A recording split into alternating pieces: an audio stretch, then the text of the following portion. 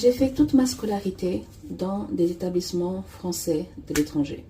J'ai commencé à l'école française de La Havane, à Cuba. J'ai continué avec l'école française de Luanda, en Angola.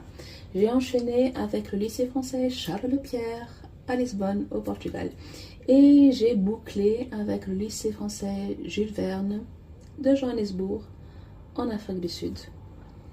Donc, de mes 3 à mes 19 ans, j'ai été immergée dans le système français.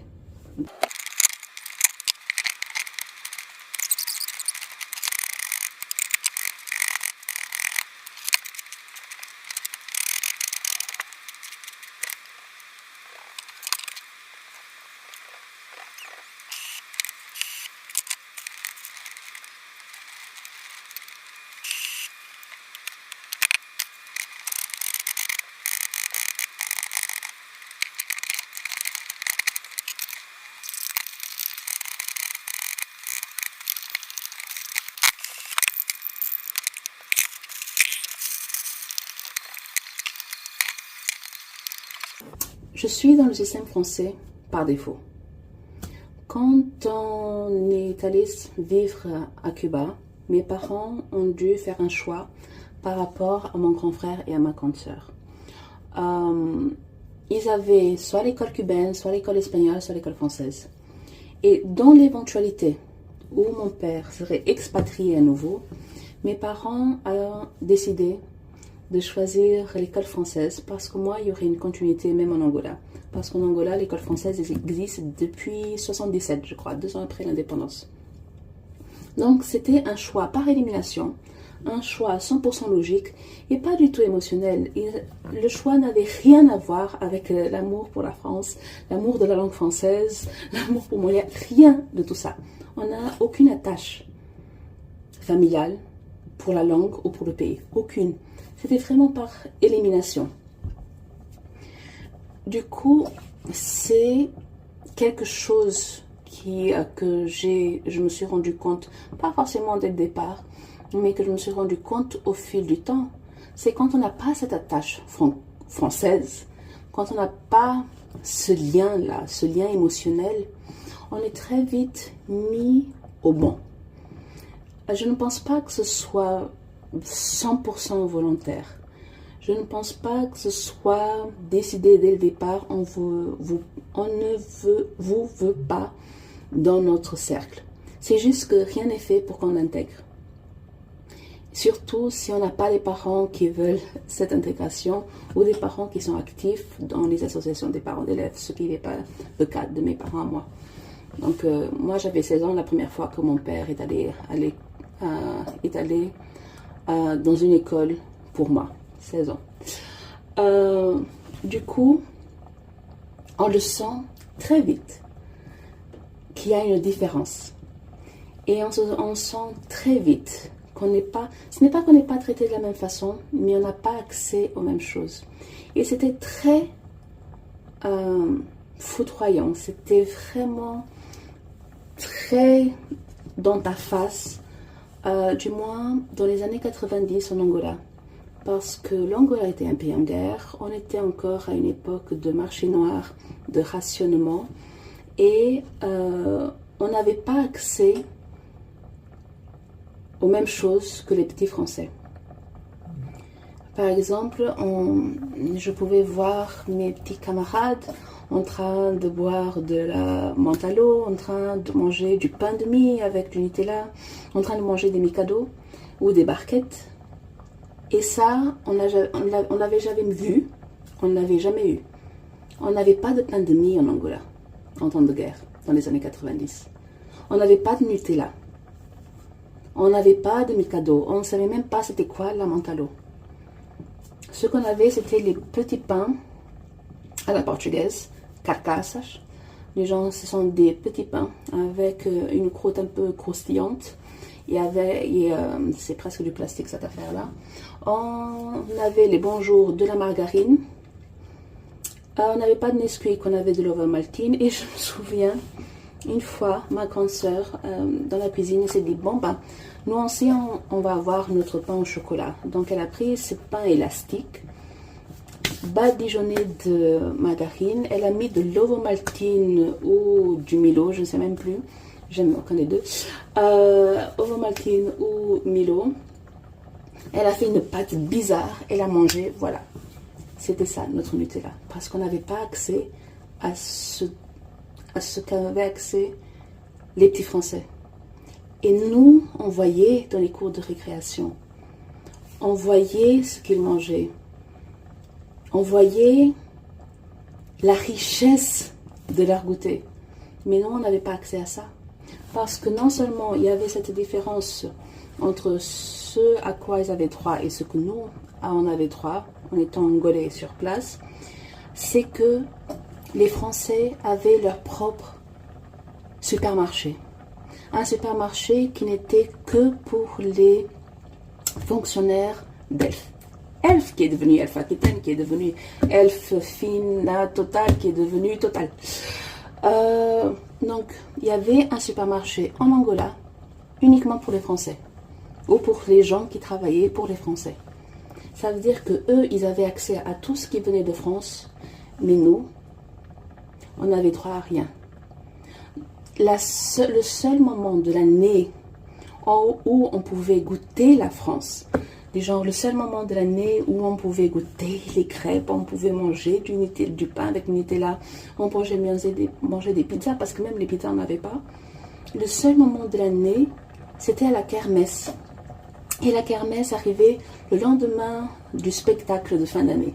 Ça veut dire que c'était un jour en juin, fin juin, et après c'est tout. Toute l'année, on était immergé dans la France des livres, la France de Maupassant et de La Fontaine et de Molière. On était plongé dans cette histoire de Charles de Gaulle et de Jean Moulin et de la Seconde Guerre mondiale et de la Résistance et tout ça. Mais à aucun moment, on nous sortait des livres et on nous montrait, regardez, voici ce qu'on a en France. La France n'est pas uniquement ce qu'on est en train d'apprendre dans les livres. La France va au-delà de ça. Mais à aucun moment, ni les profs, ni les élèves, ni personne ne s'est dit on va partager. À aucun moment. Et on a commencé à souffrir à l'extérieur vers la fin des années 90, début des années 2000. Mais ce n'était toujours pas les produits que mangeaient, que consommaient les Français. C'était ce que consommaient les Portugais, mais nous, on est à moitié portugais, donc à la limite, on s'en fiche. Donc, on n'avait toujours pas accès à ça.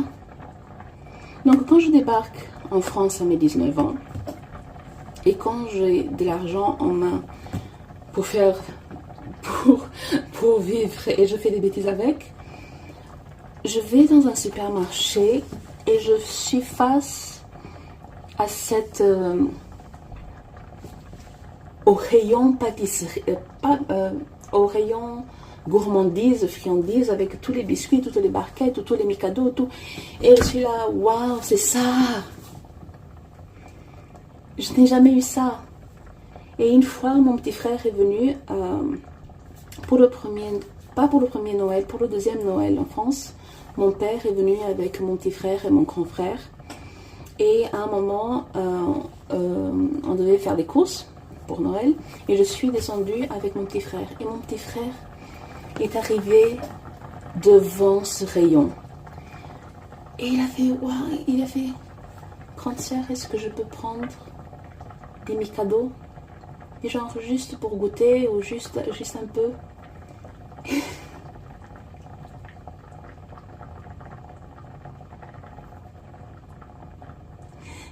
J'ai regardé mon petit frère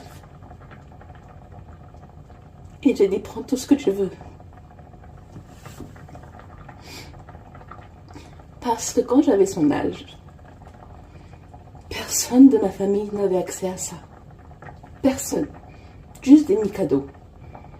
Juste des barquettes. Et j'ai dit à mon frère, prends tout. Et c'était une bonne idée. Non, mais mon père était là, il avait payé. Donc,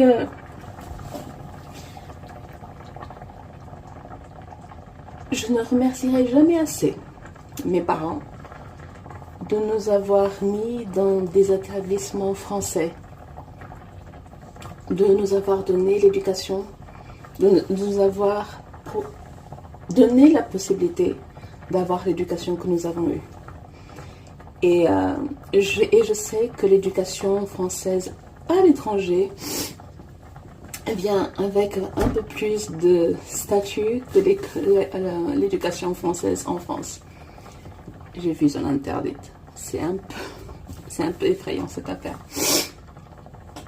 Je ne remercierai jamais le fait que nous ayons mis dans des écoles françaises à l'étranger. Mes parents nous ont ouvert les portes du monde entier. Ils nous ont offert le monde entier. Ils nous ont offert une éducation premium. Ils nous ont offert un réseau. Ils nous ont offert des possibilités que des millions et des millions d'Angolais n'ont pas accès. Mais en le faisant, ils ne se rendaient pas compte qu'on pouvait sentir cette discrimination, peut-être pas, le monde n'est peut-être pas le bon, c'est pas vraiment de la discrimination, mais la séparation et le fait de regarder les autres, avoir des choses auxquelles on avait accès, parce que l'Angola était un pays en guerre, c'était un pays encore communiste, c'était un pays qui n'avait accès à rien de l'étranger, c'était un pays qui était encore en rationnement, c'était encore l'époque, il y avait encore du marché noir, on n'avait rien. Et on allait en classe avec des gens qui, pour nous, semblaient avoir tout.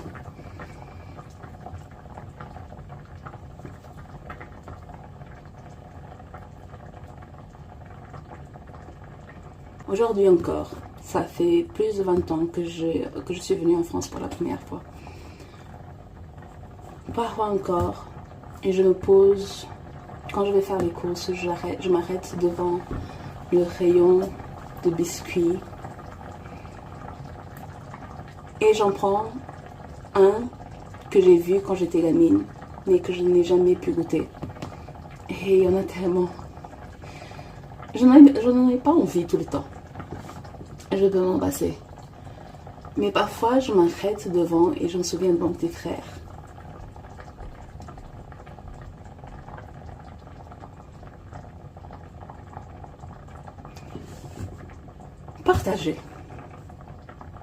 Partager. Et peut-être qu'on n'aurait pas autant d'enfants qui se sentent mis à part parce qu'ils n'ont pas accès à tout ça. Soit qu'ils n'ont pas les moyens, soit parce que le contexte ne le permet pas, la situation ne le permet pas. Nous, c'était un contexte de guerre. L'Angola était en guerre, l'Angola était fermée, l'Angola était communiste, l'Angola n'avait accès à rien. Mais le fait que les Français aient leur propre supermarché où eux seuls pouvaient aller, ça crée des blessures totalement évitables et totalement dénécessaires, totalement inutiles. Donc, je vais continuer parfois à passer devant le rayon. Il y aura des jours où je serai inspirée, d'autres jours où pas.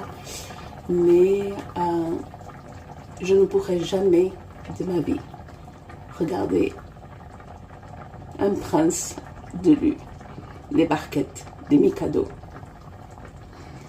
sans penser à la fille que j'étais et qui n'avait pas accès à ça. Et avec qui personne ne partageait.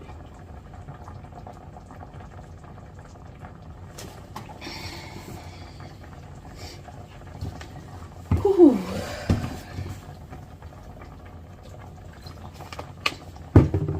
Je meurs de faim.